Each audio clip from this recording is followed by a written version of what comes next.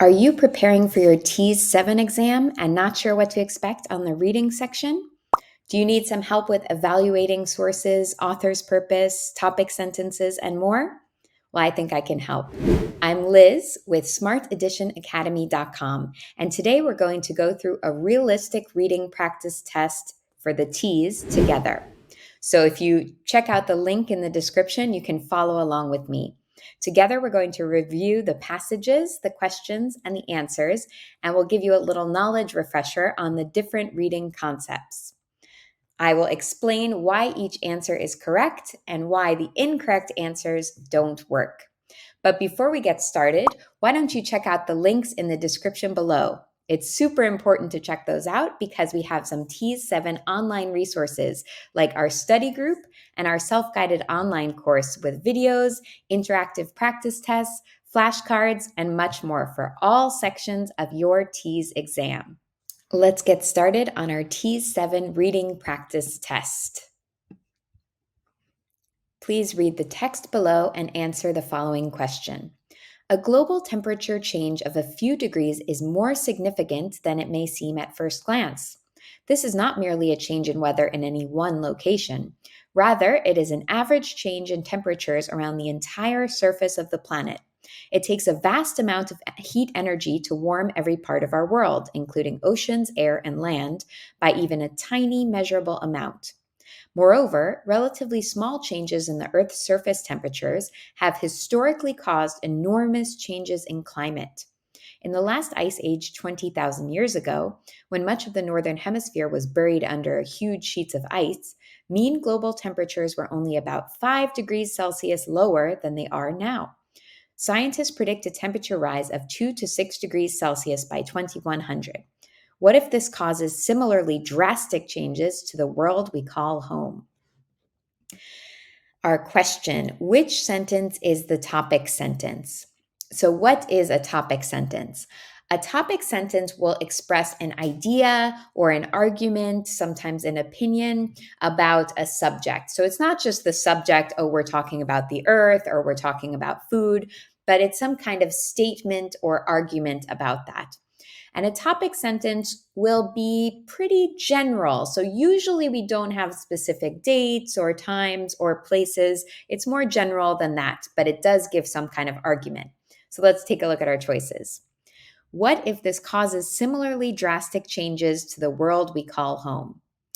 Well, this one isn't a topic sentence because we don't really have the topic in here. This is a question. This is wondering. It's not the author arguing something.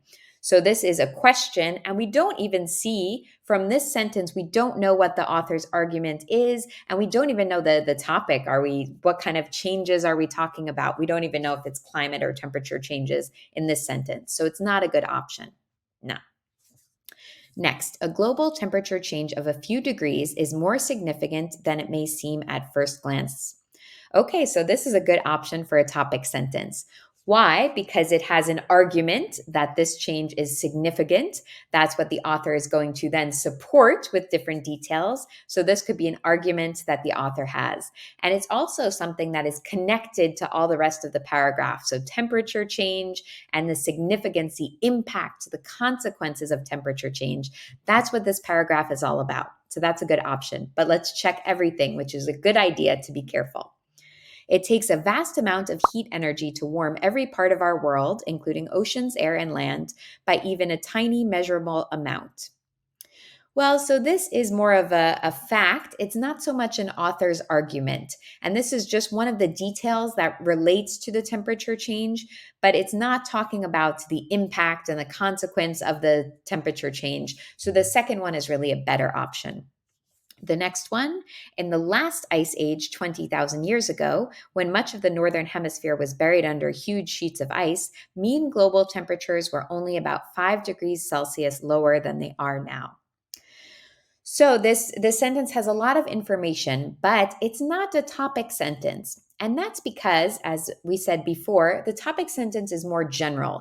And this is very, very specific. So we have the last ice age 20,000 years ago, much of the northern hemisphere, mean global temperatures with 5 degrees Celsius. So these are very exact details. And often that indicates a supporting detail and not a topic sentence. So let's stick with that number 2. Okay, going on the same passage, but a new question. In the paragraph above, global temperature change is, so is it the topic? Okay, so a topic is the subject or the issue or the area, the thing that we're talking about. So more, even more general than the topic sentence because it's not an argument about that thing, but it is that thing. So if we're talking about food, if we're talking about clothes, and here we're talking about global temperature change, so topic is a good option. Is it the main idea? What is the main idea? The main idea is the argument that's expressed in the topic sentence. So the topic sentence is a series of words. It's the sentence that expresses the author's argument, and the main idea is that argument. So just like the last one with topic sentence, that was going to have more to it, and main idea will also have more to it compared to the topic. The topic is just really the subject. So topic is a better choice for global temperature change. The supporting detail.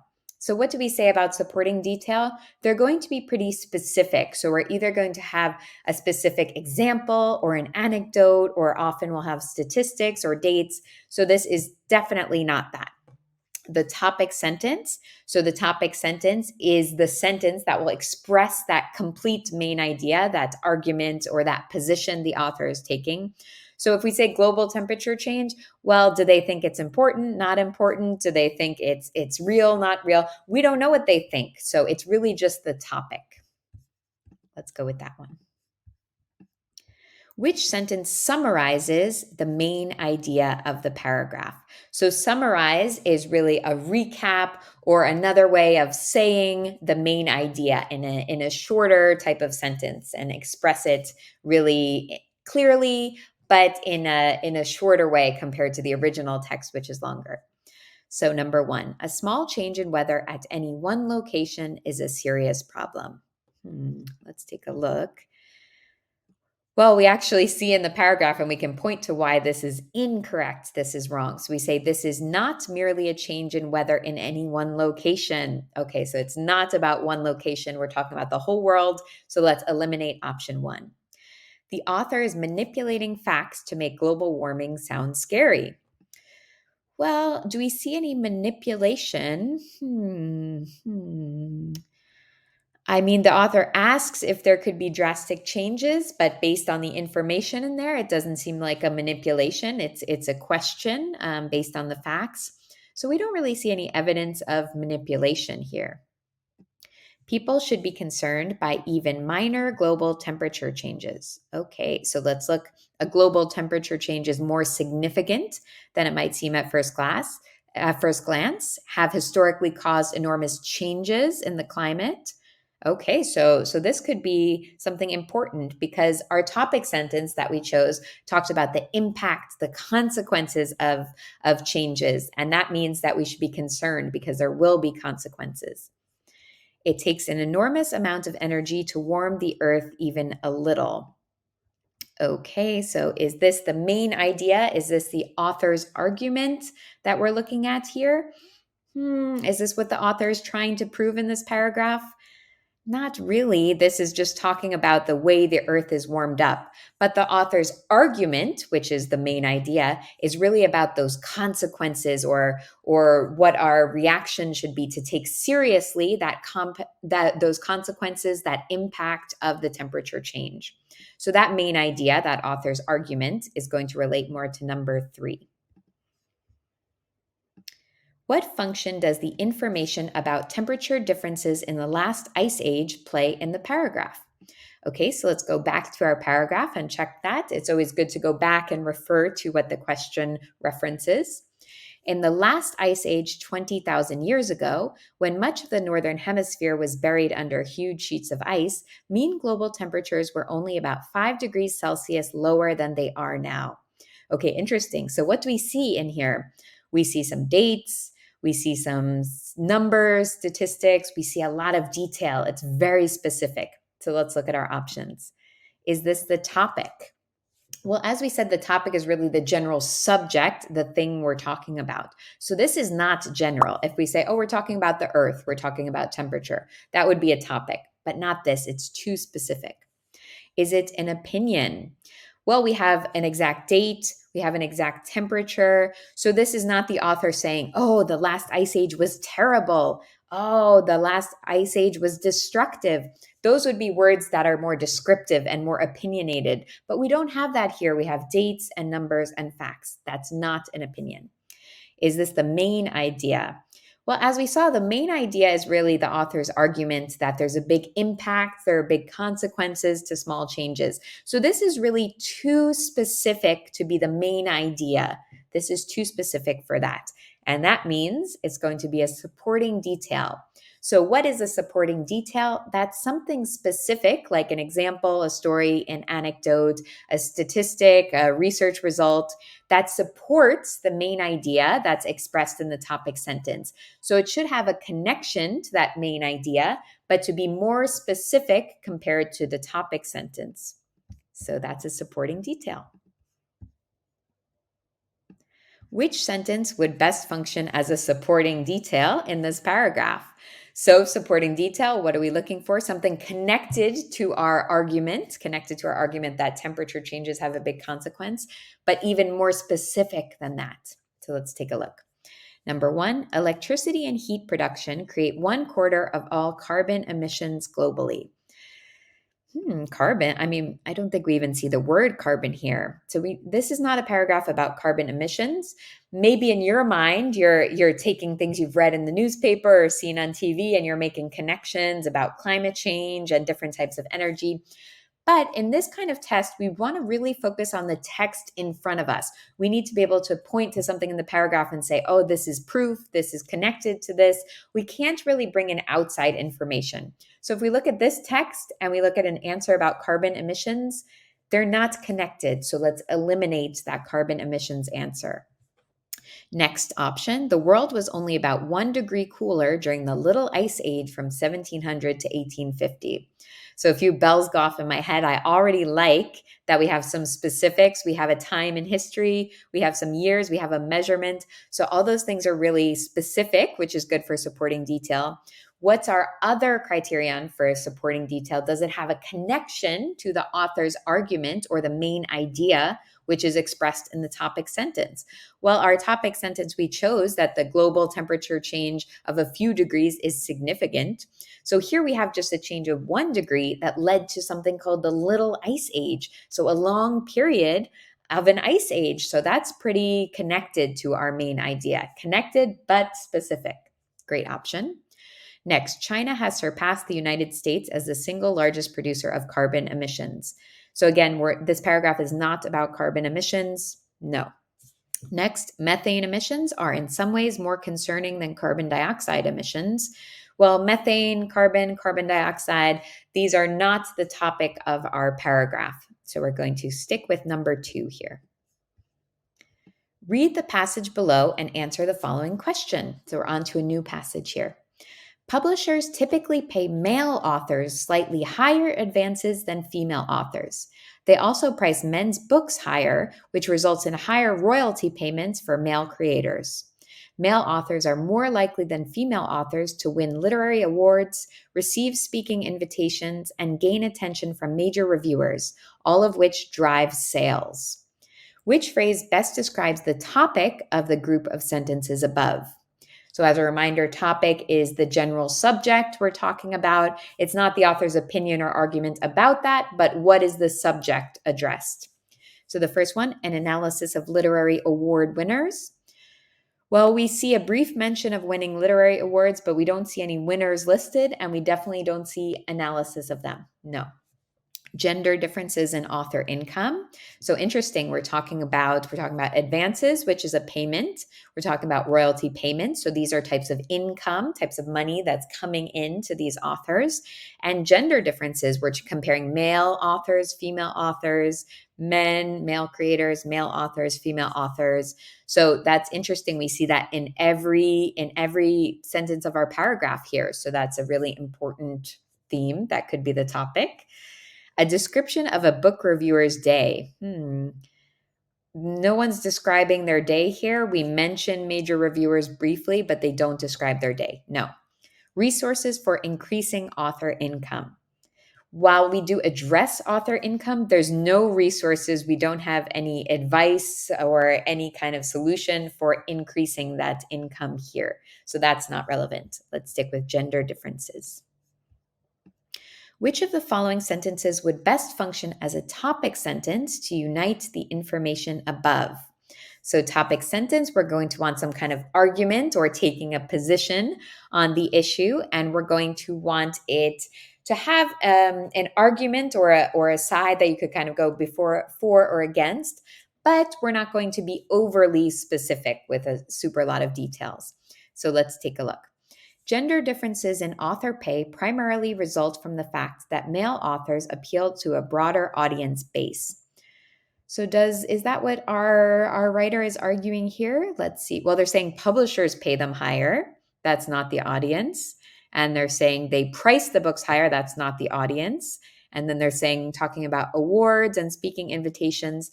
That's not saying that the audience likes the male authors better. That's more coming from the publishing industry, from the publisher, from the award givers. So that's not from the audience. No.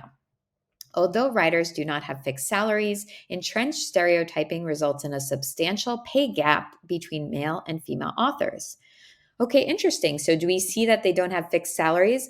Actually, we see a few mentions of that. We can look at advances. So that's a payment in advance. That's not a regular fixed salary. And then we have royalty payments, which means that you get, for example, $1 for every book sold, and that can change depending on the sales of the book. So that would be a not fixed salary. Okay, so that part is good. Stereotyping results in a pay gap between male and female authors. Well, that is what we're talking about here. So we have a substantial pay gap. So we have male authors higher than female authors, higher royalty payments. All that is definitely connected to this whole paragraph. And it's a kind of a stand that we're taking on the issue. This is due to these gender differences. That's the reason for the pay gap.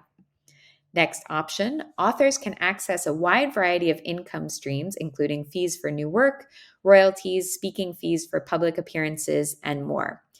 Well, we do see mentions of these different income streams, but really what we see in every sentence, that's really the theme tying them all together, are the differences between male and female. So anything that's trying to be a topic sentence about this text that doesn't address those gender differences is not general enough, or it's not pertinent, relevant enough to what we're reading.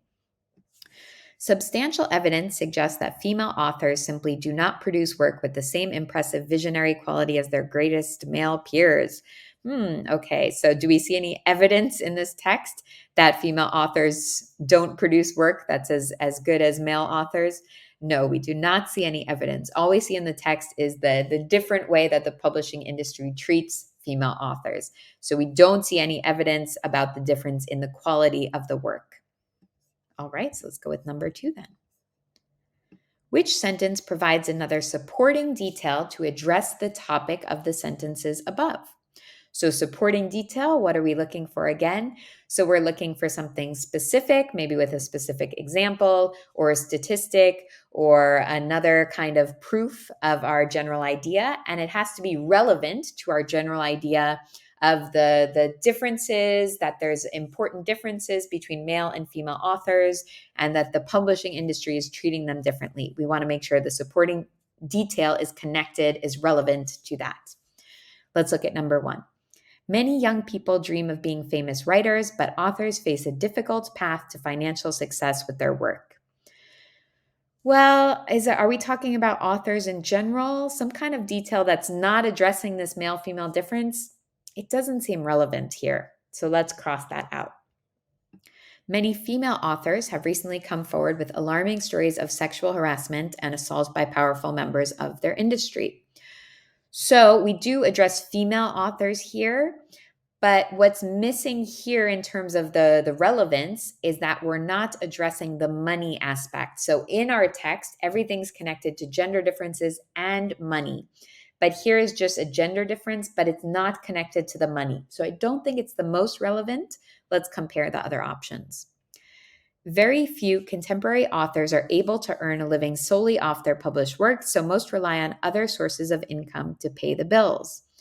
Okay, so here we have one that's connected to the money, but it's not connected to the gender differences. So let's check the next one. Hopefully, it will have a connection to both of those sides and be more relevant.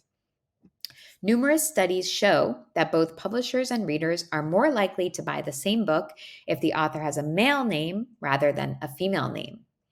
So right off the bat, I like this as a supporting detail because it has studies show. So often a research, a scientific study will add some detail and some proof to a supporting detail, and that will enable it to prove the author's point that's expressed in the main idea. So I like the studies show. And then are we talking about men versus women and money? Well, we are, because we're comparing authors' names, male authors, female authors, and then they're more likely to buy the book, which addresses sales, which is how the authors make money. So if people are buying more books, that means more royalty payments, as we see here, and that drives sales. So that's related to how much money they have, and also related to gender differences. So let's go with that one. Read the sentence below and answer the following question. So we have just a one sentence text here. Numerous robotic missions to Mars have revealed tantalizing evidence of a planet that may once have been capable of supporting life. Imagine the sentence is a supporting detail in a well-developed paragraph. Which of the following sentence would best function as a topic sentence? So if we think of this as a supporting detail, this is going to be more specific. So we need to look for something that is more general than what's in front of us, more general than these missions to Mars and the evidence of life, because the topic sentence should be more general than the supporting details. Let's look for something connected, relevant, but more general. Let's take a look. Venus is an intensely hot planet surrounded by clouds full of drops of sulfuric acid. Okay, well, we've got Mars, we've got Venus. Are they relevant? Are they connected? No, cross it out. Of all the destinations within human reach, Mars is the planet most similar to Earth. Okay, interesting. So this is more general because we're saying Mars and Earth are alike. And then the supporting detail would be, oh, these missions have gone to Mars. Those are some specific details there. And the planet may have been capable of supporting life. And that would be proof that Mars is similar to Earth because, of course, there's life on Earth. That's us. So that would mean that they're similar. That would be some proof, a supporting detail that shows they're similar. Really interesting answer. Let's go to number 3. Liquid water, a necessary ingredient of life, may once have flowed on the planet's surface. So the problem here, it is relevant, but it's actually more specific than the text. So we're looking for something that's more general. This is too specific to be the topic sentence. Let's move on to the last choice just to check. Space research is a costly, frivolous exercise that brings no clear benefit to people on main Earth. Okay, so is this connected to our text here, to our sentence? Not really. We're talking about cost in the answer, and we don't see anything about cost. We're saying frivolous exercise, and up here it's described as tantalizing, and the idea it might have supported life is very interesting. So this is not connected. Let's go with number 2. How could this sentence function as a supporting detail in a persuasive text arguing that space research is worth the expense and effort because it teaches us more about Earth and ourselves? Okay, so before we had this as a supporting detail and we had to find the topic sentence. Now we have this as a supporting detail and we're going to use it to persuade, to argue that space research is a good investment. So let's look at our options. By using statistics to back up an argument that needs support to be believed. So do we see statistics in here? 25% of the missions or 1,000 missions, or no, we don't see statistics. So let's get rid of that. By showing how a space discovery could earn money for investors here on Earth. Well, do we see anything about money in our text above? No, we don't have any mention of money or any resources we could sell or anything like that. There's no connection to money. Next, by providing an example of a space discovery that enhances our understanding of life. Okay, so that's great. So we have tantalizing evidence, so a discovery of something new that the planet may once have been capable of supporting life. So we would understand that life is not just here on Earth like us, but life is elsewhere in the universe. And maybe that will lead us to learn more things. So that could be interesting. By developing the main idea that no space discovery can reveal information about Earth. Well, first of all, I mean, just looking at the answer and the question, even without going back to the text, would this be a good argument that space research is a good investment by saying no space discovery can reveal information? That would not fit in an essay that's persuading us to invest in space. So that's not a good fit for that kind of persuasive essay. And it also really it isn't really connected. Just because we're looking on Mars, it doesn't mean that it's not possible to have a space discovery teach us about Earth. So let's go with our number 3 here. Read the passage below and answer the following question. Until about 1850, few people living in temperate climates had ever had the opportunity to taste a banana. Only after the invention of the steamship could importers and exporters reliably transport this fruit to North America and Europe. Railways and refrigeration were two other vital components in the development of the banana trade. Today, bananas are a major export in several Central and South American countries, as well as the Philippines. Around the world, people in climates that cannot support banana production now have access to plentiful, inexpensive bananas. Which sentence provides an effective summary of the text above? So what makes an effective summary? Let's review. A summary should recap the main ideas of the text in a shorter, more efficient way. So it's not going to be as long as the original text. It's going to be more general, just focused on the main ideas. It's not going to add an opinion like this text was great, this text was terrible, I disagree with the author. That's not what a summary is about. It's not an opinion or a judgment.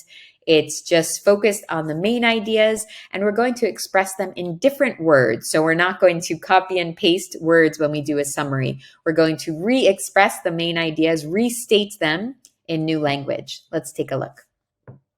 The author of this paragraph really likes bananas and researched them thoroughly. Okay, well, it's definitely not recapping the main ideas because it doesn't mention in the original paragraph that the author likes bananas.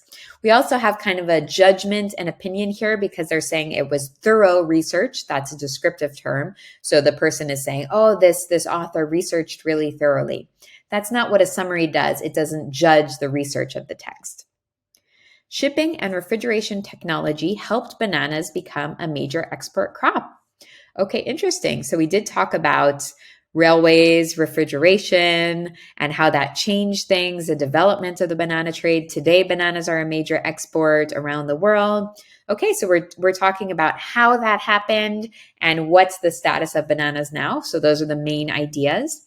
And we're also restating in different words. So we're saying railways and refrigeration were two vital components. And then they were saying shipping and refrigeration technology helped bananas become. So that's really interesting. We have a restatement, but it is the most relevant ideas of the text. This paragraph should include more detail about the development of the banana trade. So when we say should, oh, the author should have done that. Oh, that was a mistake. That's a judgment. That's our opinion. So a summary, we're not going to give our opinion in a summary. This text is great. The author did a great job. That's not what an effective summary does. Before 1850, most Americans and Europeans had never had the opportunity to taste a banana.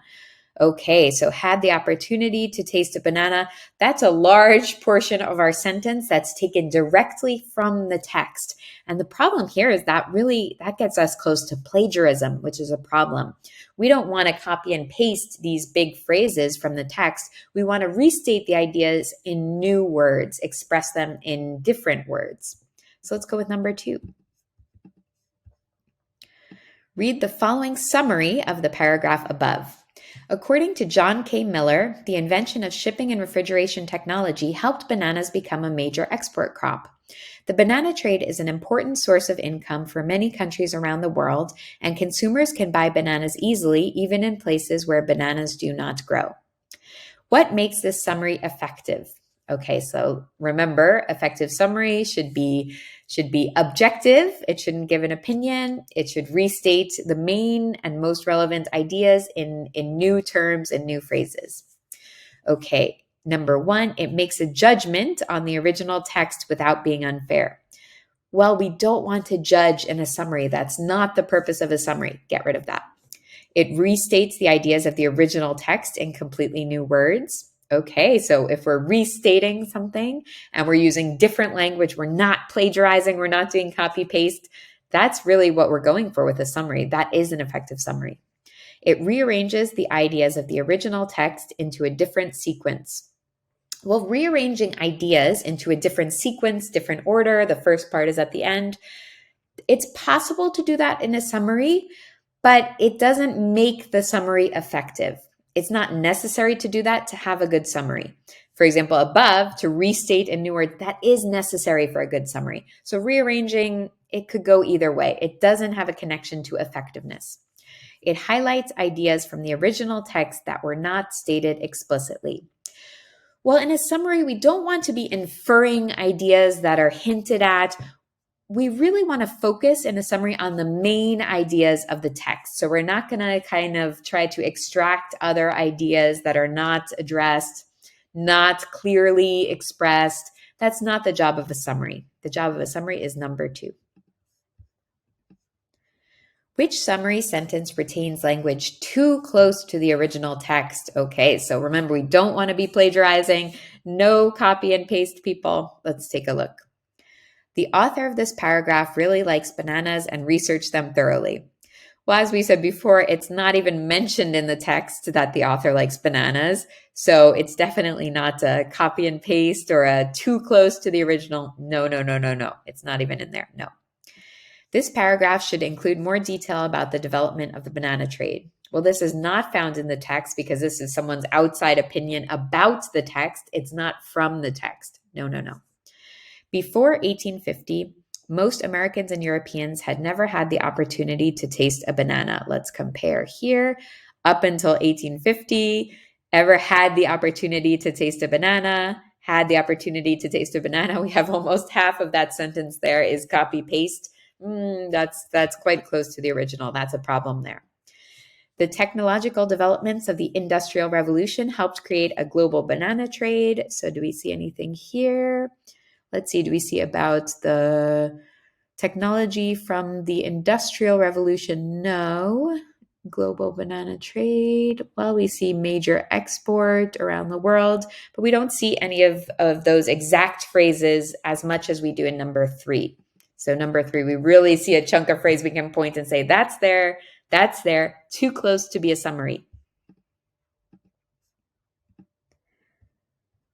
Which summary sentence fails to be objective? What does objective mean? Objective is that we're neutral. We don't have an opinion one way or the other. We're going to be looking at facts, not opinions. So objective would be to look at something and say that dress is red. Although I guess with the internet and the blue and white dress, that could be subjective. But subjective would be more, oh, that dress is beautiful. Oh, no, I think it's ugly. So subjective is opinionated. Objective is based on facts. So let's look at something that is a summary sentence, but is not objective. Okay, so the author of this paragraph really likes bananas and researched them thoroughly. Is this a summary sentence?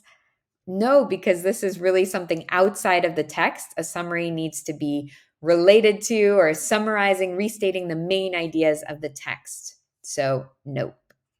A summary sentence that fails to be objective. Let's take a look at the next one. This paragraph should include more detail about the development of the banana trade.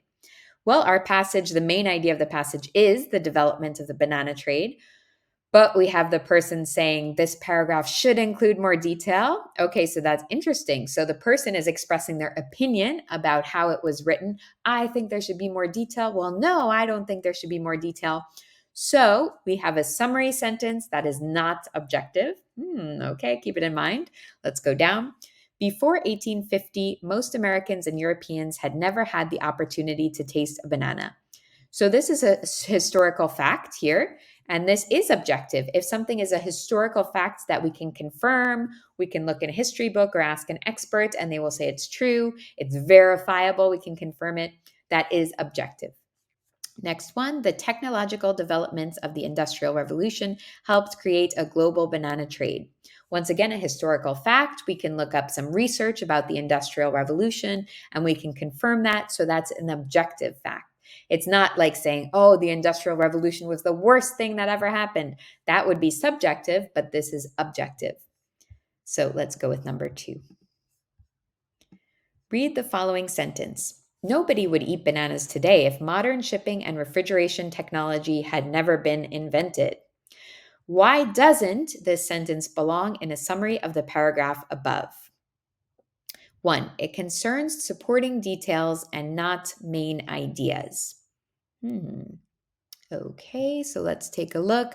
Nobody would eat bananas today if modern shipping and refrigeration technology. Well, it's not really about the details because this is not that specific a detail. It's not talking about, oh, in 1850, this was a technology for shipping bananas. That's not the issue here. Next, it adheres too closely to the original author's language. Okay, so let's take a look. Is it too close? Are we doing that copy and paste? Okay. Do we see nobody would eat bananas today? No, we don't see that. We don't see any speculation if they had never invented this. That's not in the original paragraph. So it's definitely not a copy paste too closely plagiarism type situation. No. It fails to make a clear judgment about the original text. Well, we can just stop there and cross it out. The job of a summary is not to make a judgment. It's to restate in new words ideas from the text. Next, it does not accurately state an idea from the original text. Okay, so when we went up, we saw that there wasn't really speculation about the alternate history where we hadn't invented this. Also, we don't see in the text nobody eating bananas because in the beginning they say people living in temperate climates, few of them had tasted a banana. But we still have all these countries, Central and South American countries and the Philippines, where they grow bananas. So they would have tasted them anyway. They were eating them before they started being exported. So that's not something that's in the original text. And that's why it's going to be our answer. We can't put a new idea, especially one that's inaccurate, into a summary. Summaries are not about new ideas. Read the passage below and answer the following question. As a parent, I find television and movie rating systems unhelpful. Rating systems are not human. Their scores are based on numbers, how many bad words, how many gory scenes. To me, that makes no sense. Nobody else knows my kids like I do, so nobody else can say what's okay for them to watch. In my experience, the content a government organization rates as PG or PG-13 may or may not be appropriate for my 9, 14, and 16-year-olds. My youngest is quite mature for his age, and I'm fine with him hearing a bad word or two as part of a meaningful story. Violence concerns me more. I won't let even my 16-year-old watch frivolous violence or horror, but I don't shelter him from realistic violence. My little guy still has to stay out of the room for the bloody stuff, but eventually kids need to know what's out there. The primary purpose of this passage is to, let's look at our different answers and we'll review author's purpose as we go. Decide. Well, do we have two different things here we're trying to decide? Is this kind of an essay point, counterpoint? Oh, McDonald's is better, Burger King is better. No, at the end you decide. No, we don't have two things that we're comparing. So it's not a decision. To inform. So, when we talk about the author's purpose being to inform, we really see some facts, some research studies, some statistics, maybe historical facts.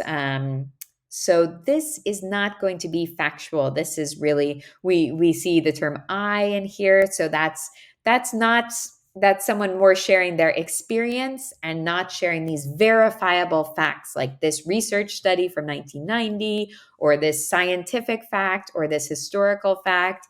This is not about informing. Persuade. Okay, interesting. So we see, oh, rating systems are unhelpful. So that's a descriptive word that could be trying to persuade us, oh, this system is not good. Rating systems are not human. So that's kind of a criticism. And to me, the way they're based makes no sense. Okay, interesting. Yeah. In my experience, the ratings may not be appropriate. Okay, so that's interesting. There's using a lot of descriptive words which is really swaying us over to their opinion. When they say this system is unhelpful, it doesn't make sense, we start to think, oh, maybe that's true. Maybe they're right. They're persuading us, they're convincing us. Entertain. When we talk about a text being entertaining, it's usually a narrative story. So, oh, she left her house and then it started raining and then she met a wizard. There would be more events. There would also be maybe some twists and suspense, or there might be some humor. So we don't see that here. We're going to go with persuade because of that descriptive language. The author of this passage would be most likely to agree that kids should not watch television or movies at all until they are in their teens. Well, we can point to the paragraph. Sometimes you have to point to the paragraph and say, that's why the answer is wrong. So the author is saying, my youngest is quite mature for his age. I'm fine with him hearing a bad word or two. So this person is not saying, oh, my youngest can't watch television and movies because they're 9. No, that's not what they're saying. It's not about restricting movies and TVs completely. So that doesn't work. Government rating systems should have more levels to make them more useful. So let's take a look what the author says about, oh, rating systems are not human. Their scores are based on numbers. To me, that makes no sense. So they really don't like rating systems. So if we just add in more ratings or more numbers, okay, rating A1, A2, A3, that's not going to help with the author's opinion, which is that rating systems don't work. So adding more to the rating system won't work either. It is never appropriate to prevent any human being from watching any show or movie. Okay, so never. I mean, we do have some strong language, so you always have to be careful when you have answers with strong language, like always, never, all, none. Sometimes that is the answer, but we have to be careful with those. So to prevent any human being from watching any show or movie, let's see. Okay, so the author says, I won't even let my 16-year-old watch frivolous violence or horror. So the author does think, oh, we can prevent from certain movies. It depends on the case by case. Next one, another parent should have the right to let her own kids watch extremely violent movies. Okay, so let's see. Well, the author says nobody else knows my kids like I do, so nobody else can say what's okay for them to watch. So probably the author's thought is I decide for my kids, you decide for your kids. So in this way, the author thinks it should really be up to each parent because they know their kids best. So they would agree with this one. The author of this passage would be likely to support an effort to create a government system to recommend ages for reading children's books. So when we speculate about what an author would or would not support, we need to look for some evidence in the paragraph if it's true or not true, any kind of proof that we can find for answer. So would the author like to support this government system? Well, they're saying I find the television rating systems unhelpful. Rating systems are not human. They make no sense. The content a government organization rates may not be appropriate. So this author is not a fan of government rating systems. So they probably wouldn't want to add them on for books either. Next, prevent kids from attending movies in the theater without their parents' presence. Okay, so do we see anything about that? Well, they say eventually kids need to know what are out there. Do they say anything about attending the movies? Well, it's basically nobody else knows my kids like I do, so no one else can say what's okay for them to watch. But we don't really have anything about the parent being there with the kids. It's more about the parent making the decision. So we don't really see any proof about going together to the movies. Next, provide parents more information about the content of children's shows and movies. Okay, this is interesting because the author think that parents are really important and the parents know the kids best. So if the parents have more information about what the kids might watch, they can make an even more informed decision. Let's see. So their scores are based on numbers, how many bad words, how many gray scenes. So for the author, the numbers don't make sense, but probably knowing the content is more important because the author says, I'm fine with him hearing a bad word or two as part of a meaningful story. And then the author compares frivolous violence, horror, realistic violence. So the author really likes to decide based on more detailed information about those scenes. So I think this author would like that information. Change the age for watching PG-13 movies down to 10 because today's kids are more savvy. Okay, so talking about lowering the PG-13 movies down. Hmm.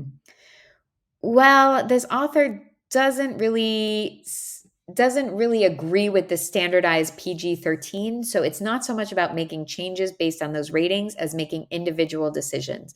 So here they're saying the content a government organization rates as PG or PG-13 may or may not be appropriate for my 9, 14, and 16-year-olds. So they're saying it may or may not. It's not about changing the PG rating, it's about judging by the individual child. So let's go with number 3. What is the most likely reason for the author's decision to include the phrase as a parent at the beginning? So this phrase provides a reason to support her opinion. Let's see. Well, it doesn't necessarily mean that every parent will be on the same side as this writer. So I think it's more about talking about their parental experience to give some background, but it's not a really reason to go to their side against government ratings. So I don't think it's a reason to support her opinion as much as it is saying that, oh, children have different maturity levels. That's a reason to support her opinion against government ratings, but not the fact of being a parent. She is implying that non parents cannot know what kids need.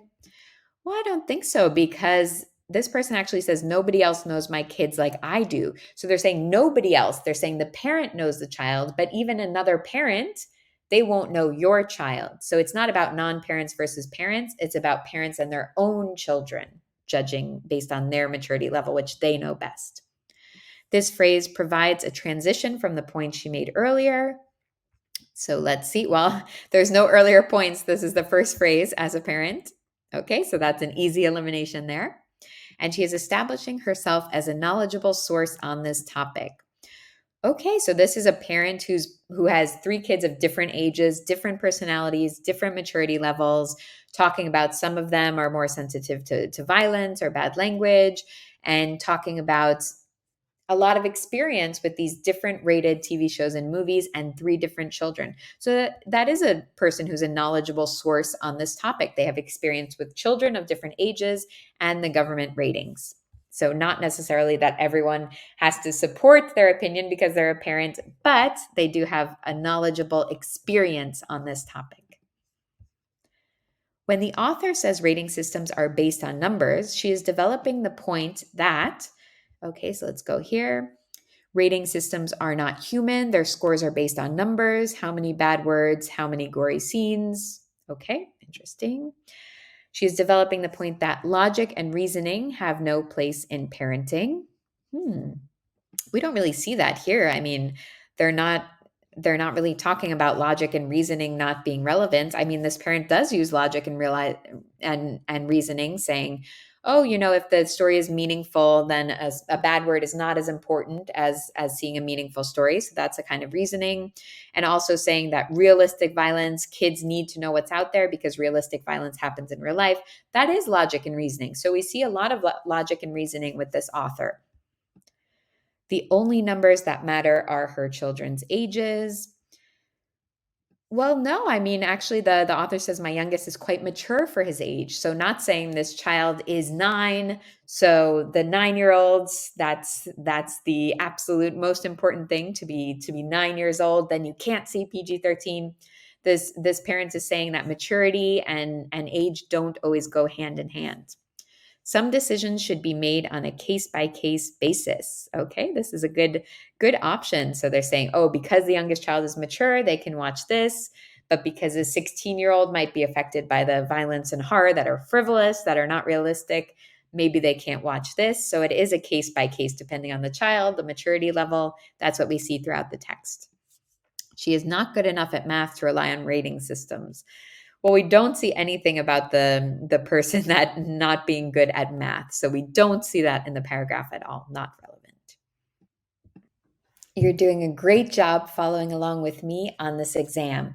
But don't forget to check out the link in the description below for more TEAS 7 resources. We have a study group, we have an interactive lessons online, we have a self-paced course with some practice tests, some videos, and some flashcards, and a lot of resources for every section of your TEAS entrance exam. So check it out below. Okay, we've got a new text here. It's a bit interesting. I feel like I'm looking at a cereal box in the morning at breakfast. Let's check it out. Study the label below and answer the following questions. So we see nutrition facts, serving size 20 crackers, 38 grams, servings per container 5, amount per serving, calories 150, calories from fat 45, total fat 9 grams, 12% daily value, saturated fat 4 grams, 20% daily value, trans fat 0 grams, cholesterol 0 milligrams, 0%, sodium 160 milligrams, 7%, total carbohydrate 16 grams, 6%, dietary fiber less than 1 gram, 2%, sugars less than 1 gram, 0%, protein 1 gram, vitamin D 0%, calcium 5%, iron 20%, potassium 8%. Percent daily values are based on a 2,000 calorie diet. Your daily values may be higher or lower depending on your calorie needs. So, total fat less than 65 grams, 80 grams, saturated fat less than 20 grams, 25 grams, cholesterol less than 300 milligrams, 300 milligrams, sodium less than 2,400 milligrams, 2,400 milligrams, total carbohydrate 300 grams, 375 grams, dietary fiber 25 grams, 30 grams. How many calories are in one serving of this product? So let's take a look up here. Calories, amount per serving, calories 150. Do we see that as an option? We do. So with these charts, it's pretty easy, especially if you're pressed for time, to just find the answer, double check it, and then click it.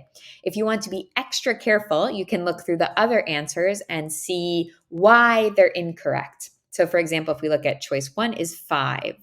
So 5 is what? 5 is how many servings are in the container, not the calories in one serving. So that's how we can cross it out. 20, let's see. 20 are the how many crackers are in a serving. So it's not how many calories. We're looking for the calories, not how many crackers. And then 3,750, let's see. Well, we see 375 grams. Let's see, do we see that number? I don't see that number here. So we already found the answer we were looking for, and we can move on. Germain ate 60 crackers out of this box. How many servings did he consume? Okay, so 60 crackers. Let's take a look at our serving size. So our serving size is 20 crackers. So we're going to divide 60, how many he ate, 60 divided by 20, and we're going to get 3. Do we see it in our answers? Let's hope. Okay, so I do see 3. Yeah. If we want to double check to be absolutely sure, let's take a look. So servings he consumes. So what would be one serving? One serving is 20 crackers. So no.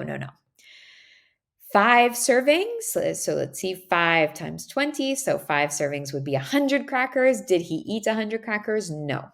10 servings. So 10 times 20. So 200. Did he eat 200 crackers? No, he was not that hungry. So we'll stick with 3. The product in this package is considered high in, okay, so we're going to have to compare the percentages here. So, and it's important to compare those percentages because depending on how much of each nutrient you need in your diet, it might not be the milligrams that are important, but the percentages. So let's take a look. Sodium, what's our percent for sodium? Okay, sodium, we see the percentage is 7. So let's keep an eye on that. Sodium 7. Trans fat, oh, trans fat doesn't even have a percentage because it's 0 grams. There's no trans fat. So we can eliminate that one. It's definitely not high in it if it's not in it. Cholesterol, let's take a look. Cholesterol, 0 and 0%. Okay, so no. We can definitely eliminate that. And then saturated fat, let's look at our percentage here, 20%. Okay, so we're between 7% on the first answer and 20% on the saturated fat. So 20 is higher. Let's go with that one. Fatima is attempting to confine her diet to products low in sodium. How much of this product should she eat? Okay, so products are considered low in something if the percentage is under 5%. So let's take a look for that. None, the product is not low in sodium. Okay, let's look at sodium. Okay, I guess that's a good answer. She might not get these crackers because here we see 7%. And remember, our limit is going to be 5%. So we're over on that. Okay, so that's interesting. Yeah. One serving, the amount of sodium is reasonable. Well, we're looking at per serving, and it's 7% per serving, which is higher than 5%. So she can't even have one serving. The whole package, well, the whole package would be, let's see, we have 5 servings per container. So then we would have 5 times 7, we would have 35% of her daily value of sodium. No, too high. And less than 3 servings. She needs to keep her sodium intake below 20%. Well, that's not true. She's looking for low sodium, so that's under 5%. So really, once we see that the first one, which is the lowest one, is not even permissible with her diet, it's too high, we can eliminate the others, but we always want to check and just be careful. So let's go with number 1. The product in this package is a good source of, so let's go through and see how much of each one. So again, we're going to compare our percentages because milligrams could be different based on how much is part of a normal diet. So let's look at iron, the percentage for iron, 20%. Okay, but we need to compare. Fiber, let's see fiber, 2%. Okay, dietary fiber less than 1 gram, 2%. So iron is higher. For now, we're sticking with iron. Calcium, 5%. Well, iron is still higher. And vitamin D, well, 0%. So that one we can 100% eliminate. It's not a good source because it's not a source at all of vitamin D. It's a good source of, double check, iron, 20. Yes, iron. First answer. Which statement, if true, is a fact? So what does a fact mean? It's something verifiable, so we can check it. We can confirm with an expert or with a textbook or with a scientific research study that it's true. It's not going to be an opinion, and we're really going to avoid descriptive language like, oh, that's beautiful. Oh, that's terrible. Oh, that's really tragic. Those are opinions. They're not facts. Let's take a look. 1. The 1918 flu pandemic killed more people than World War I. Okay, so this could be a fact. If this is true, we just compare the two numbers. So we look at the records from the hospitals, we look at a history book, and we compare the two numbers. So that could be a verifiable fact. Very good. The 1918 flu pandemic was more devastating than World War I. Okay, devastating is a descriptive word, an adjective. So that means it's an opinion because one person thinks this pandemic was devastating. One person thinks the war is devastating. Two different opinions, not facts. The 1918 flu pandemic was a terrifying display of nature's power. Again, terrifying, we have an adjective, and that's connected to opinion, not fact. The 1918 flu pandemic caused greater social instability than the plague. Well, social instability is not something that we can check and measure the same way that we can check, okay, 1 million people died, 2 million people died. One is the verifiable fact. Which statement is an opinion? Okay, so now we're on the other side. We're going to have something with maybe descriptive language, maybe an adjective, maybe an adverb. So let's take a look. Freshman Anita Jones states that excessive homework requirements cause her undue stress. Well, this is a statement, so we can check it. It's actually interesting because we're talking about stress, but it's not, oh, this is more stressful than that. It's just the fact that she states this. So you can always check this. You can go to Anita and say, did you state this? Do you believe this? And that's just checking whether or not she stated that. We can check it. It's a fact, not an opinion. Students reported symptoms such as headaches, anxiety attacks, and difficulty sleeping. Again, it's what they reported, it's what they said, it's a statement. We can go back to the students and say, did you report this symptom? And they can say yes, and then we've checked that it's a fact. Excessive homework requirements cause students undue stress and harm their quality of life. Okay, so what is undue stress? That's really an opinion because some people might say, oh, a lot of homework is good for students, it challenges them. Others say it's undue stress, it's too much stress, and it's bad for their quality of life. But someone else might argue it's good for their quality of life because they learn so much and they become confident. So here we have an opinion because we see these kind of descriptive words, undue stress, harming their quality of life. Interesting. Students who do homework more than 3 hours per day show elevated cortisol levels compared to students who do no homework. This is referring to some kind of scientific study, which we can verify, we can check if it's true, we can check the study and confirm it's a fact, not an opinion. Let's go with number 3. Read the passage below and answer the following question. A growing focus on STEM, science, technology, engineering, and math, has brought funding and excitement for these subjects into schools. Meanwhile, the push for standardized testing is requiring teachers to devote a large proportion of class time to reading and math test preparation. One consequence of these dual trends is that schools are skimping on social studies instruction. Mindful world citizens need, at a minimum, a general awareness of foreign cultures, a passing familiarity with geography, and a basic understanding of history. If you're not sure your child's school is instilling these basic foundations of knowledge, you need to support your kids' learning yourself. Daunting as this may sound, it doesn't need to take an inordinate amount of time and effort. A good first step is to keep a globe or world map in a prominent location in your home. Whenever possible, refer to this resource in conversation. For instance, if your child is interested in a particular animal, point out where in the world it lives. If older children ask questions about the news, show them where current events are happening. If your budget allows it, keep a good children's atlas handy too. This will allow your conversations to go into greater depth if your children show interest. Children have ever greater access to high-quality fiction about people and cultures around the world. If you're reading together about a foreign place or time, or if you see your older child picking up a historical or multicultural book, take a moment to find a children's nonfiction book on the same subject. If you don't have time to do this research during a family library trip, most libraries allow patrons to browse and order books online.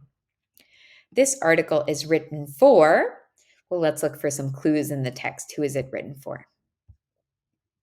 Let's see. Okay, so we see your child's school. You need to support your kids learning yourself. It's for people who have kids, who have children, parents. So is it for children? Well, if we say your children, then no, children don't have children. Teachers, are they your children? Well, sometimes teachers have a great connection and say, oh, they're my kids in my class. But what we're really talking about is being at home with the family, going to the library with the family, having the globe in the home. So it's actually for their kids, the parents' kids. And policymakers. So let's see. No, we don't see anything about policymakers. We briefly mention what's happening at school, which would be decided by the policymakers, but this is focused on the home and the family and the home environment. It's for parents. The author of this article assumes that. So what is an assumption? When do we talk about an assumption? How do we find out what's an assumption?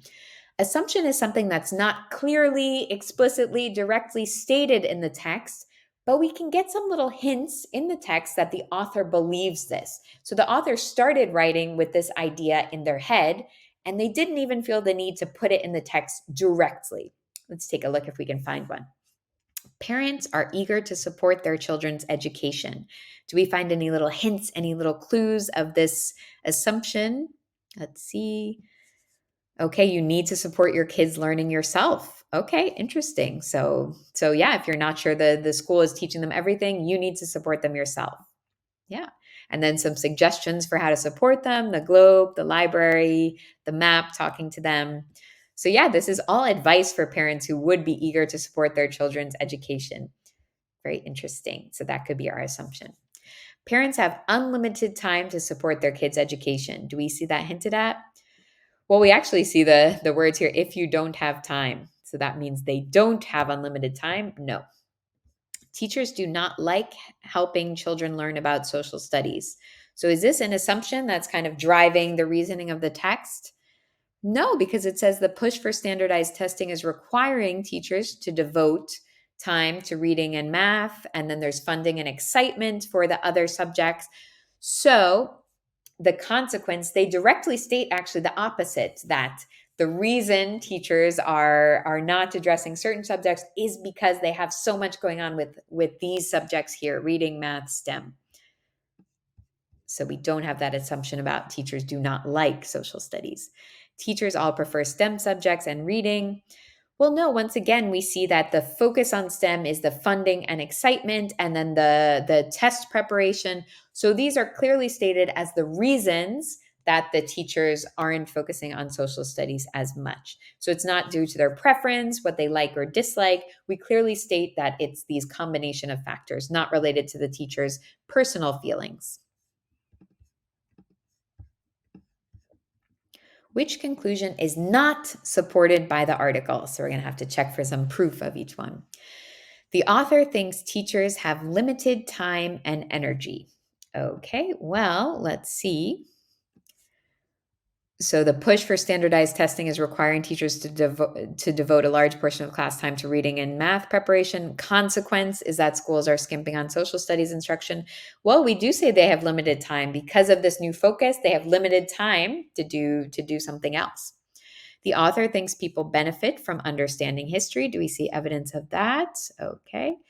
So let's check about history. Yeah, mindful world citizens need a basic understanding of history.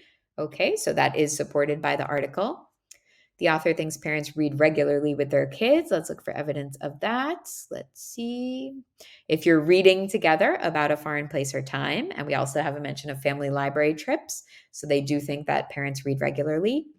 The author thinks STEM instruction is a waste of time. Okay, so do we see any proof of that that's a waste of time?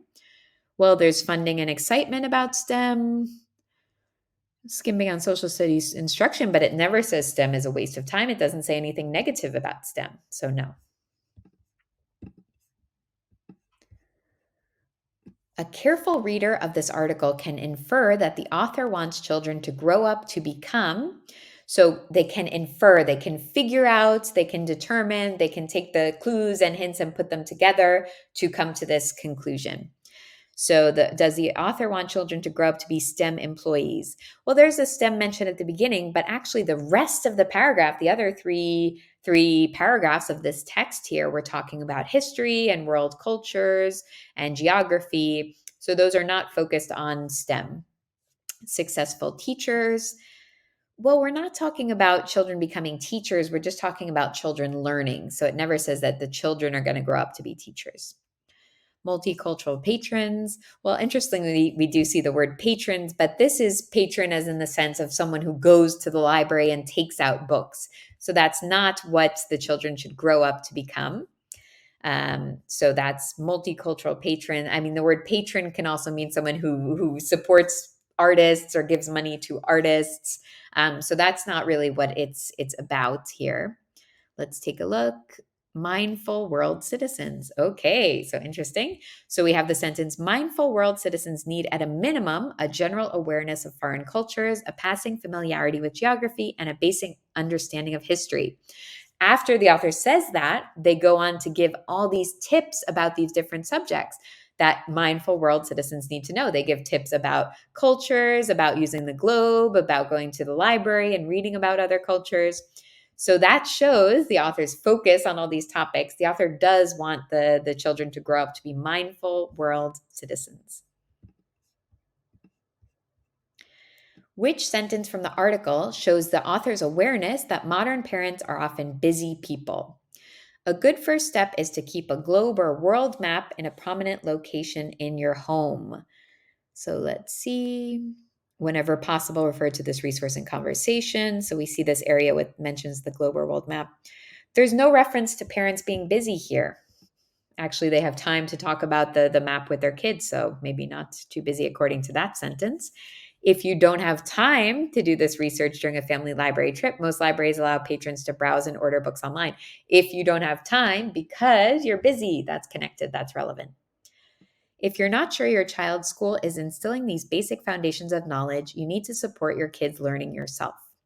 So if they're saying that the parents need to be teaching, educating at home, is that directly connected to them being busy? No, no, no, no, no. This is what actually kind of be thinking, oh, I hope they're not too busy because they need to do this. It doesn't match with the question. A growing focus on STEM, science, technology, engineering, and math has brought funding and excitement for these subjects into schools. So is this connected to modern parents being busy? No, this isn't even talking about the parents. This is talking about the schools. So that's not relevant. Okay, here we have don't have time, busy, those go together. Which of the following is an example of a secondary source? So a secondary source, well, let's go through all the sources actually, since we're going to review those together. Primary source comes directly from the person. It was created by the person. So, for example, Georgia O'Keeffe painting that she painted is a primary source. Or Georgia O'Keeffe's diary or letters, those are primary sources. If we take a step away and we say someone wrote a biography about Georgia O'Keeffe based on her letters, based on her paintings, based on those primary sources, that would be the secondary source, the biography. And then if we take a step away and we'll do, for example, an encyclopedia or a study guide that has really summarized different bullet points or highly summarized information about different sources about Georgia O'Keeffe, that would be the tertiary source. So that would be the next step away. So let's take a look here. Which of the following is an example of a secondary source? A diary of a politician. Well, the politician's own words and their own writing in the diary is a primary source because it came directly from them. A biography of a politician. Okay, so interesting. A biography is really a classic example of a secondary source because we're one step away. We take those letters, we take those diaries, and we analyze them, we comment on them a bit, we put them together to a biography. The next one, a study guide on a politician's speech. So if we have a study guide, maybe you even have a study guide about a biography. So that's one step away. A study guide is really condensed, highly summarized. It doesn't have the same level of detail as the biography, and it's not as direct as the primary source. So that's not a secondary source, that's a tertiary source. The next one, an encyclopedia article about a politician. Just like the study guide, this is another tertiary source. So something that's really, really highly summarized, and it's some quick information that you can read quickly to get a really broad overview. You're not diving into as much research or detail or commentary as the secondary source, which is the biography of the politician. Which of the following is not a primary source on Charles Darwin? So, primary source, as we remember, comes directly from Charles Darwin. So, we want something that doesn't come directly from him because we're saying not a primary source. Always be careful with these questions. The little not, sometimes that sneaks in there. The doesn't, not, everything but this. Always read the question carefully. So, which of the following is not a primary source on Charles Darwin? Charles Darwin's field notes from his travels. Well, those come directly from him. Charles was there with his pen, so that is a primary source. Eliminate. On the Origin of Species by Charles Darwin, a book that he wrote, again, directly from him. That's eliminated. It is primary. An online database of Charles Darwin's writings. Well, the writings came directly from him. Those are the words that he chose. So just like everything else, the field notes he wrote, the book he wrote, the writings that he wrote, of course, those are primary sources. Even the fact that it's online If it's directly his writing, then it is a primary source. For example, if we read a book by Charles Dickens, maybe it's a modern edition with some beautiful paintings in it, or maybe we're reading it on a Kindle. But if it's Charles Dickens' book where he chose all the words, even if you're reading it on a Kindle, that's still from him directly. So it's not so much about the technology you're using to access it, but it's, did these words come directly? Did these notes come directly? Did these letters and these diaries, the things that they said in there, did they come directly from the person? So in this case, even though it's online, those are his writings, so it's a primary. A blog post about Charles Darwin's contributions. Okay, so a blog post here, they're talking about his contributions, but it's not his writings, it's not his notes, it's not his diaries. The blogger is the one writing. So the blogger is the primary source, but Charles Darwin is not the primary source in this case. Read the passage below and answer the following question. There is inherent risk associated with the use of RIP Gym facilities. Although all RIP Gym customers sign a risk acknowledgement and consent form before gaining access to our grounds and equipment, litigation remains a possibility if customers suffer injuries due to negligence. Negligence complaints may include either staff mistakes or avoidable problems with equipment and facilities. It is therefore imperative that all RIP Gym employees follow the safety protocol in the event of a customer complaint. Reports of unsafe equipment and environments. RIP Gym employees must always respond promptly and seriously to any customer report of a hazard in our equipment or facilities, even if the employee judges the complaint frivolous. Customers may not use rooms or equipment that have been reported unsafe until the following steps have been taken in order to confirm and/or resolve the problem. 1. Place warning, out of order, or off-limits signs in the affected area or on the affected equipment as appropriate. Always follow this step first before handling paperwork or attempting to resolve the reported problem. 2. Fill out a hazard complaint form. Include the name of the customer making the complaint and the exact wording of the problems being reported. 3. Visually check the area or equipment in question to verify the problem. A. If the report appears to be accurate and a resolution is necessary, proceed to step 4. B. If the report appears to be inaccurate, consult the manager on duty. 4. Determine whether you are qualified to correct the problem. Problems all employees are qualified to correct are listed on page 12 of the Employee Handbook. A. Employees who have not undergone training for equipment repair and maintenance must... We're left in suspense there with the ellipsis. This passage is best described as... So we're going to talk about different types of text here. So let's talk about them as we go through the answers. Narrative text. What is a narrative text? It's a story. So it was a dark and stormy night, and the man was alone at the house when suddenly he heard a sound. So a narrative is really more of a story. This is not a story here. No. Technical text. Okay, interesting. So technical text is going to give us information about a technical process, about instructions how to use a machine, something very practical. And there will often be steps in it, not always, but sometimes there'll be steps in it and really practical information. So that's a good one here. We do have a process in this text. We see some steps here, what to do first, second, third, and this is a process to follow. Next, expository text. So one example of expository text is an academic essay. So it'll be informative, but it has more of an argument and it's more academic in general. So this doesn't really connect to that. Persuasive text is when you're trying to convince someone of something. So you give your opinion that, oh, chocolate is much better than vanilla, and here are all the reasons. And you're going to use descriptions. Oh, chocolate is so delicious, and chocolate sauce is so hot and rich. And you're going to have more description and more trying to convince people of something.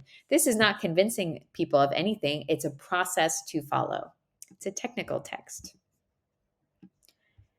Which term best describes the structure of the opening paragraph? So let's go on back to that opening paragraph here. There is inherent risk associated with the use of the facilities.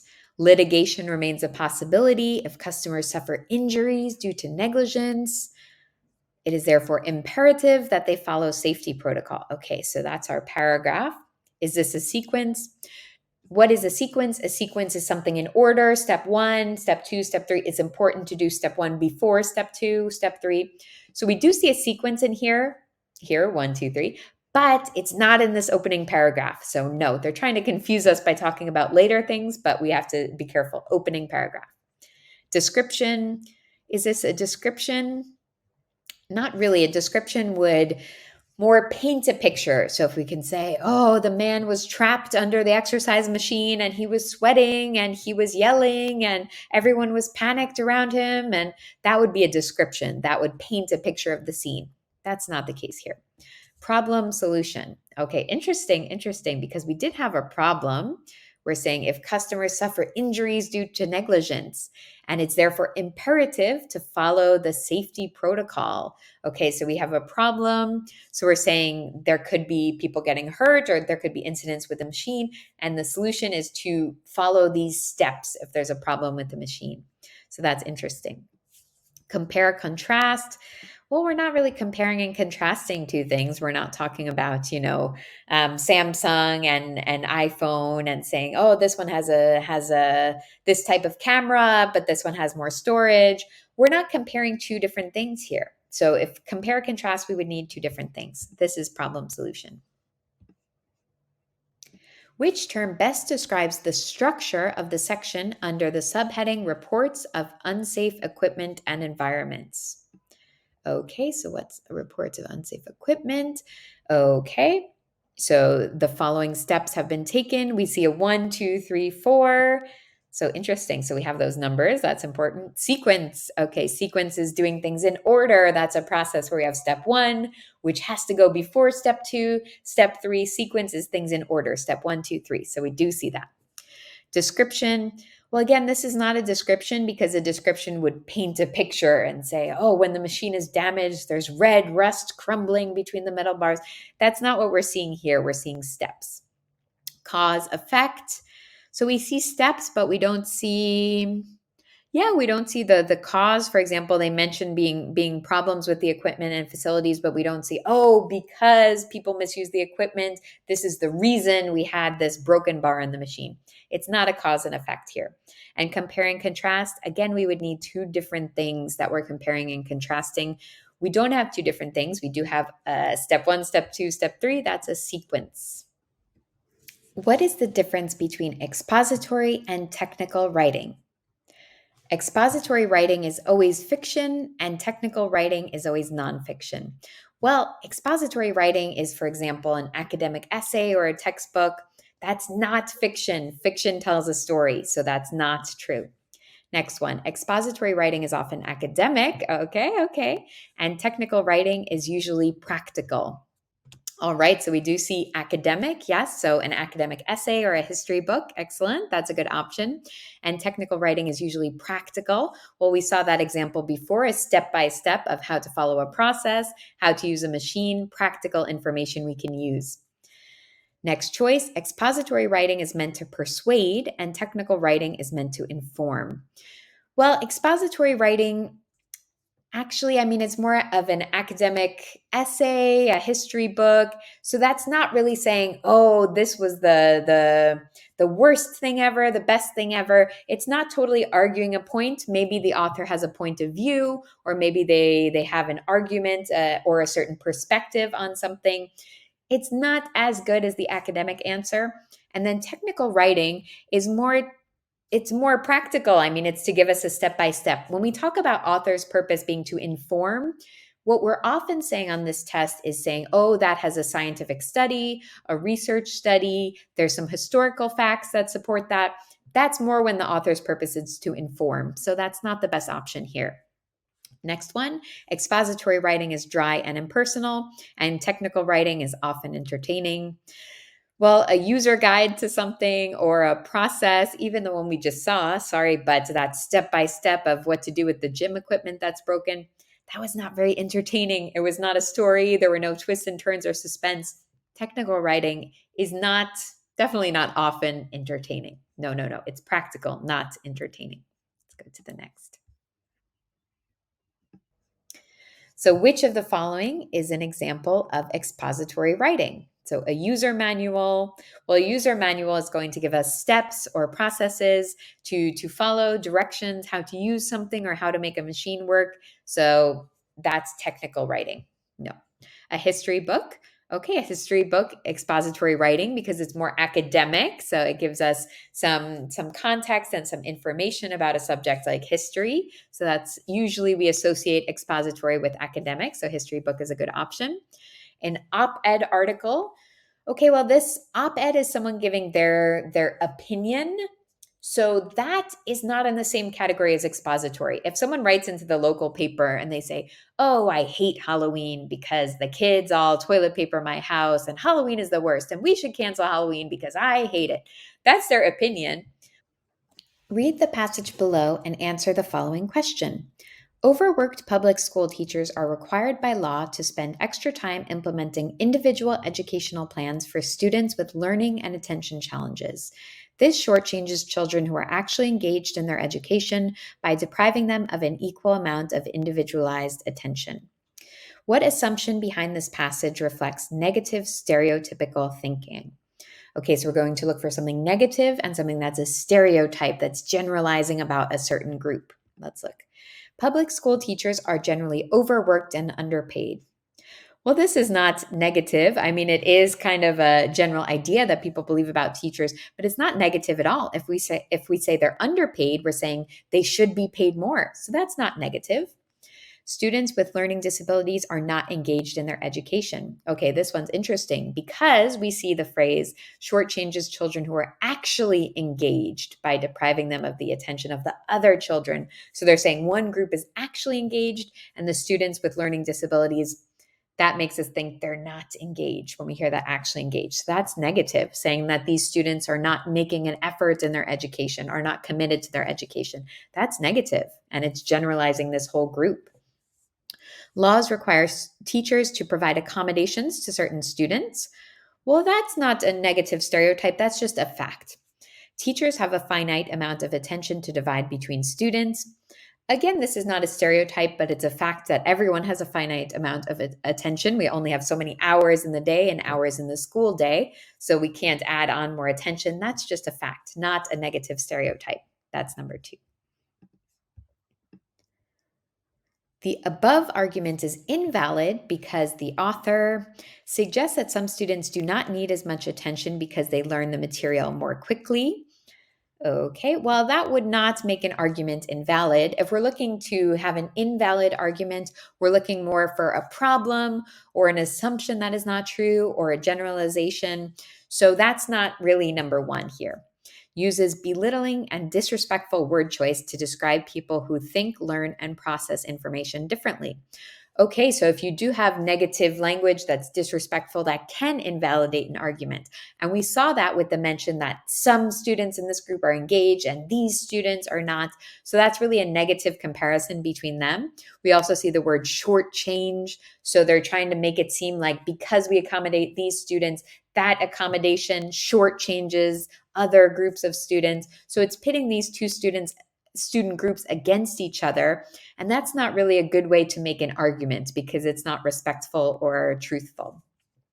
Next, describes public school teachers in a negative way. That makes it seem as though they have no interest in helping students. We don't see anything here that says they're not interested. We see they're overworked, so they're working too much, but we don't see them being uninterested. No. Professes an interest in equality for all students while simultaneously suggesting some students are more worthy than others. So here we don't see this because they're saying that the teachers can't give an equal amount of individualized attention to certain groups.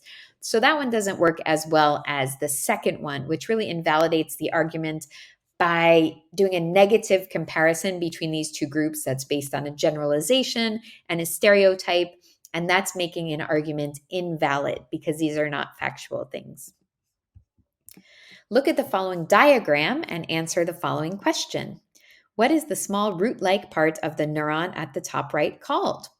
Okay, so we have a diagram. That's something that shows us where things are, maybe in a room, in a city, in a piece of machinery, here in a neuron. Let's take a look at the top right. Okay, so top right, I see dendrite. Is it root-like? Does it look like tree roots? Yes, it does. Okay, is it an option? Yes, it is number 3. Again, with these diagrams and these graphics, if you want to be 100% sure, you can go through and check that the incorrect answers are incorrect. And I'll do that with you now because we have the time. So, axon, why is this incorrect? Well, it's not on the top right. It's on the lower left. It doesn't look like a root. It looks like a tube to me. No. Nucleus. Okay, I guess you could kind of say relatively it's top right. It's more in the middle of the neuron. It could be maybe top right in the box. But does it look like a root? No, it looks like a circle or a pepperoni. Dendrite we already have, in myelin sheath. Let's see that. So definitely not top. It's lower. So we'd say it's in the bottom, and it looks like, I don't know what it looks like. It's a little rectangle, or maybe a blue tic tac or something like that. But it doesn't look like a tree root. So let's stick with our dendrite here. Which question can be answered by consulting this diagram? First question: why does the brain contain neurons? Well, if all I have is this diagram and I don't know anything else outside of it, I can't use this diagram to answer why. Diagrams are really about positioning and labeling parts or labeling places, and it's not about explaining why. So with just this diagram, I can't answer that. Where is a nucleus located in a neuron? Well, a diagram can help us answer the question where. So we see, oh, okay, the nucleus is in the center there and it's surrounded by the roots. Oh, I see it. That's where it is. So we can say where with a diagram. What is the function of a myelin sheath? Meaning, what does myelin sheath do? What is it there for? I can't answer that based on the diagram. If I just look at this, I don't know. If I had to make a guess, that would be a really guess completely from my head and not from the diagram. And how does a neuron interact with other cells? Well, we don't see that here. All we can answer here is where, because our diagram shows us the position of things. The bar graph below provides information about book sales for The Cummings, the first book in a trilogy. Study the image and answer the following question. So here we have a bar graph, bar chart, where we take different items and we say a different amount for each one. And it allows us to compare different items, different products, different countries on certain number amounts. Here we have the sales of book 1, The Cummings. On the side, we have numbers sold. And then we actually have, it's the same book, but what we're comparing is the different formats. So we have the paperback is 30,000 paperback books sold. Hardcover, 10,000 hardcover books sold. Ebook, 20,000 ebooks sold. And audiobook, 10,000 audiobooks sold. Which type of book has sold the most copies? Well, bar graphs, bar charts make it really easy to see the most because we look at the tallest tower to see the most. So it looks like paperback to me. Again, if we want to be extra sure and double, triple check, we can check the other answers. So ebook has 20,000. That's less than 30,000 for paperback. Hardcover has 10,000. Okay, so we see that's a low one. We have paperback is our 30,000, audiobook 10,000. So 30,000, paperback is the top. Next question. The marketing director for The Cummings wants to use a different strategy for publishing book number 2 in the series. Which argument does the bar graph best support? The first book in the trilogy has only sold 10,000 copies. Well, it can't really support any arguments because it's not true. Why isn't it true? Because all these different formats are about the first book. So the first book has sold just 10,000 in hardcover, but then also 10,000 more in the audio and 20,000 more in the ebook. So this is not even true. So it definitely can't be our argument supporting detail. No. The second book in the trilogy should not be released in hardcover. Okay, so let's take a look. Well, hardcover was one of the lowest formats. So hardcover and audio were not as popular in terms of formats as ebook or paperback. So maybe we could use that as a supporting detail, saying it's one of the lowest, least popular formats. The second book in the trilogy should only be released as an ebook.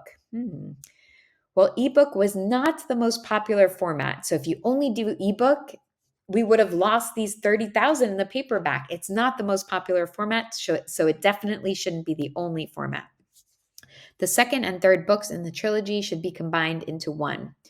That's not relevant to our diagram here. We can't use the bar graph to support this choice because the bar graph is not about which book has which events in the story. The bar graph is about format. So we need something related to format. And let's go with number 2.